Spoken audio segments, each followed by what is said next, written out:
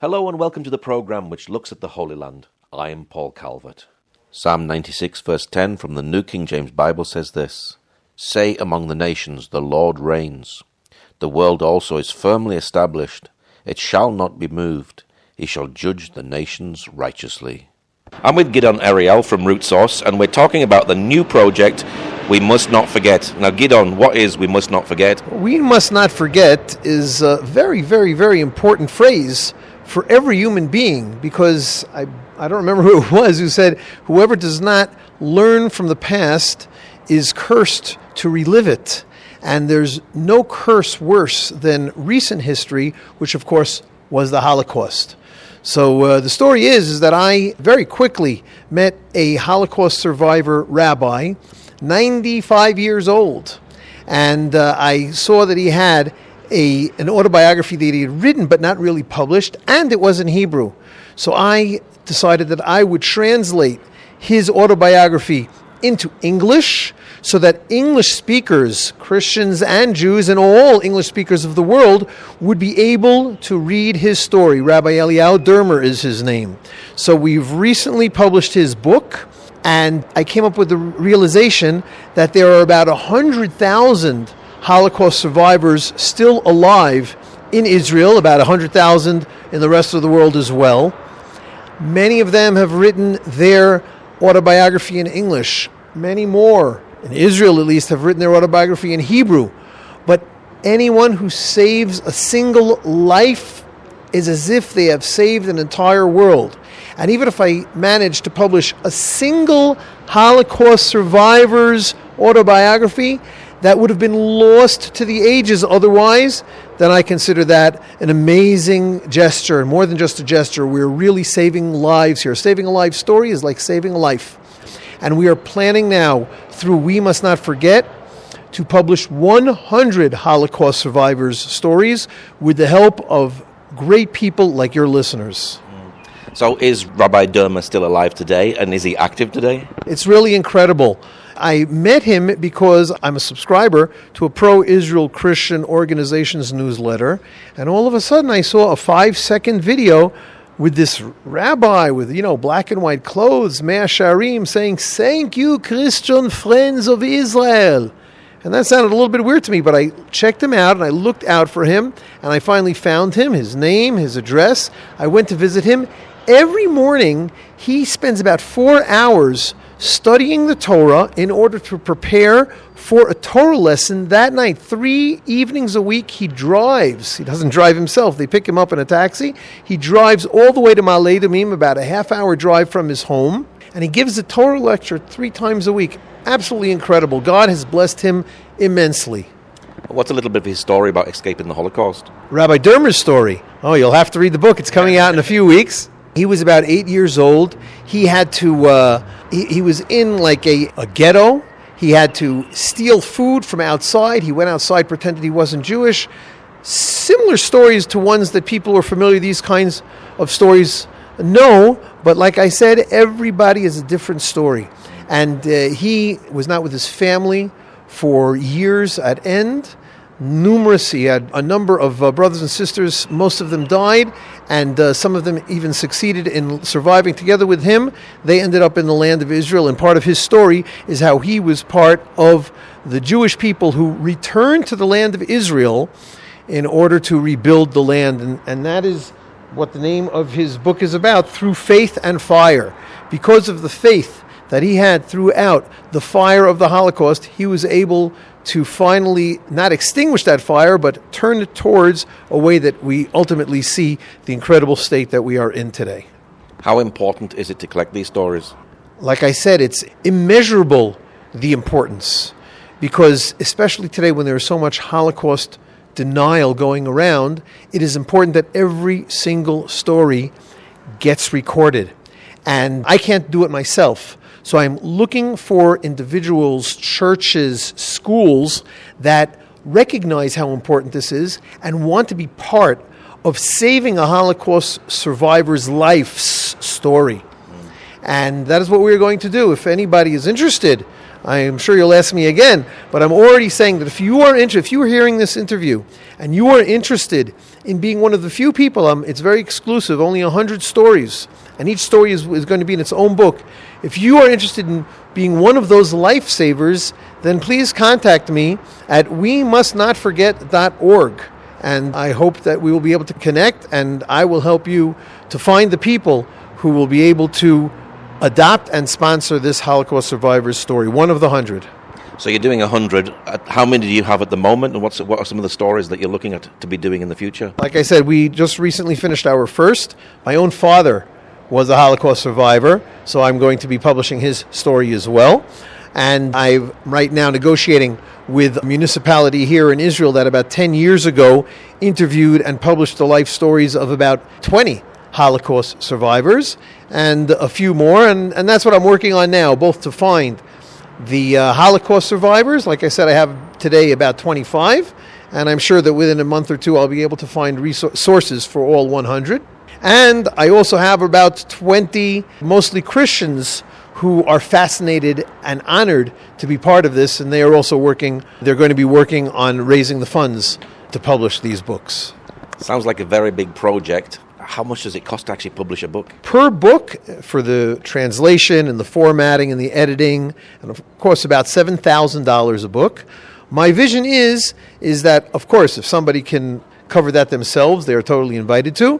But even I'm accepting donations through pledges for 3 years. So even if you only find you and another 10 friends that each pledges $20 a month, $20 times 10 friends is $200, times about 36 months, that comes out to about $7,000.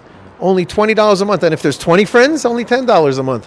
I really believe that this is one of the closest ways that a regular person, I'm not talking about somebody who's getting a doctorate in Holocaust history, a regular person whose heart goes out to Holocaust survivors, this is the easiest way that they can actually save such a person's life story. Yad Vashem is the Holocaust Museum. Are they sort of involved in this? Yad Vashem, of course, which is the official Holocaust Memorial Center of Israel and the biggest in the entire world, has as one of its projects to help people publish Holocaust survivors' stories. So we're working together with them in order to do this. That's absolutely right. And hopefully you'll make a lot of money out of this. Where is the money going to? Root Source, which is the nonprofit organization that is sponsoring We Must Not Forget, is a nonprofit organization, and we're not making a lot of money out of this. We're barely making enough to keep ourselves around, but we are definitely going to be giving from the books that will be sold. A portion of the proceeds of the books that will be sold will be donated to Holocaust survivor humanitarian efforts. And now more than ever is more important to be sharing stories like this, isn't it? Especially when we're seeing a huge rise in anti-Semitism all around the world. My Christian friends, I'm an Orthodox Jew, but my Christian friends often remind me of the phrase of separating between the goats and the lambs or something like that. You probably know that verse better than me. And now is the time for people to recognize that either you are on God's side or you are against God.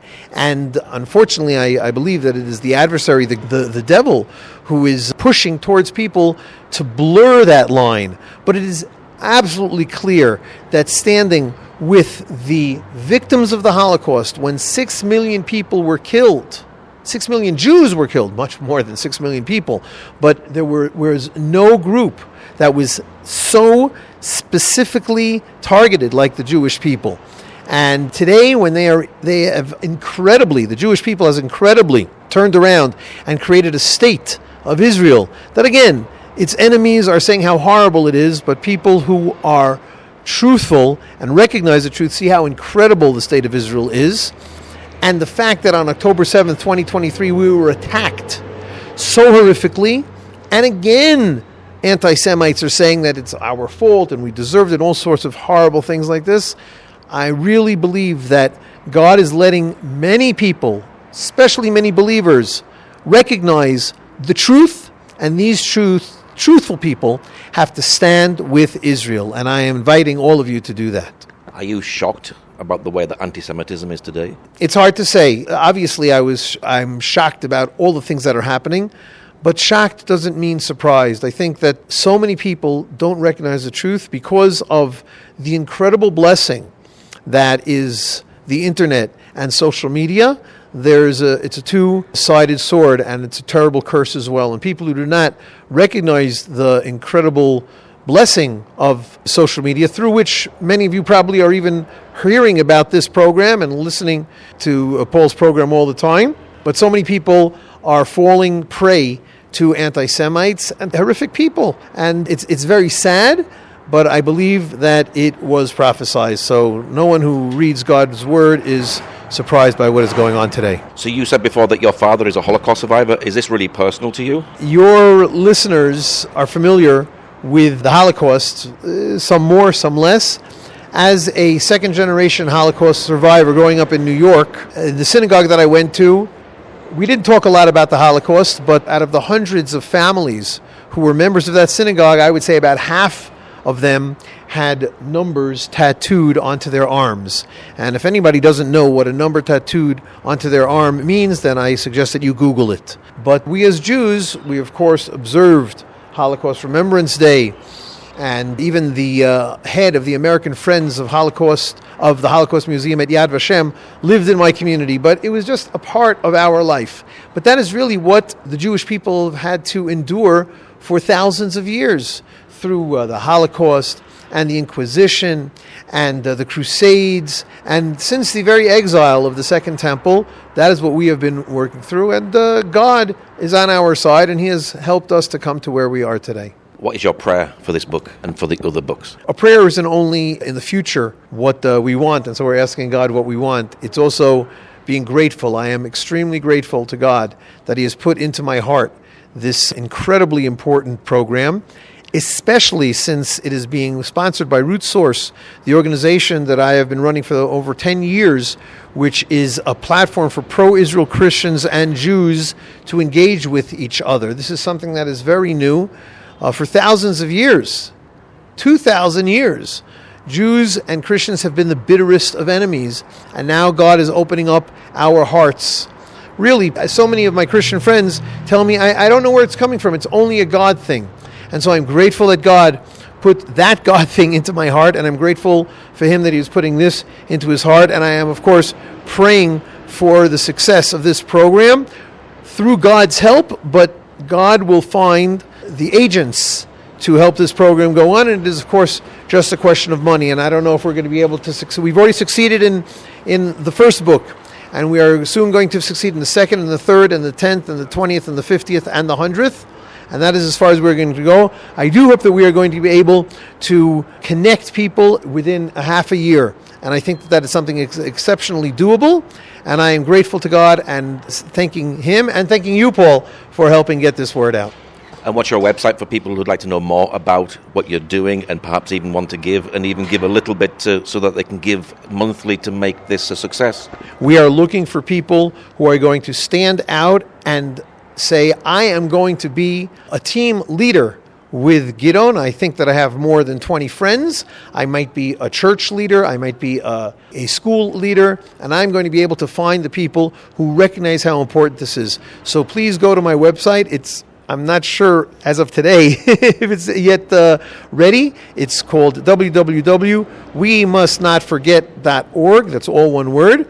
And if the site isn't ready yet, then please look up Gidon Ariel at Root Source, and you will find me and reach out to me. And of course, through Paul, he also knows my number. Well, Gidon, thank you very much for sharing today. Thank you very much, and thank all of your friends. God bless. Thank you for joining us today. Pray that God will move by His mighty power in the Holy Land and bring His peace.